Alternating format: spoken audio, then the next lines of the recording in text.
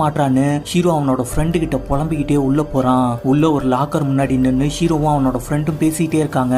அப்போ லார்லியா அந்த பக்கமா வர ஹீரோ அவளை கூப்பிடுறான். ஆனா அவ ஹீரோவை கண்டுக்காம போயிடுறா. இவனும் கடுப்பாகி அங்கேருந்து போயிடுறான். அதுக்கப்புறம் ஹீரோயினும் மிலன்கிற ஒரு பிளே பாய் வேம்பையரும் ஒரு லாக்கர் முன்னாடி நின்று கல்ல போட்டுக்கிட்டு இருக்காங்க. அப்ப நேட்டுங்கிற ஒரு பிரில்லியண்டான ஸ்டூடெண்ட் இது என்னோட லாக்கர், கொஞ்சம் நகர்ந்து போய் நின்று பேசுங்கன்னு சொல்றான். ஆனா மிலன் அவனை அலட்சியப்படுத்திட்டு ஹீரோயின் கிட்ட கல்ல போடுறத கண்டினியூ பண்ணிக்கிட்டே இருக்கான். மறுபடியும் அந்த லாக்கரை ஓபன் பண்ண ட்ரை பண்றான். மிலன் கடுப்பாகி நேட்டை அடிச்சு தள்ளி விட்டுட்டு ஹீரோயினை கூப்பிட்டுட்டு அங்கேருந்து போயிடுறான். நேட்டு அவனோட ஆன்சர் சீட் எல்லாம் எடுத்துக்கிட்டு அவனோட டீச்சரை பாக்குறதுக்காக ஸ்டாஃப் ரூமுக்கு போறான். அங்க அவனோட டீச்சர் ஒரு வேம்பையரா இருக்காரு.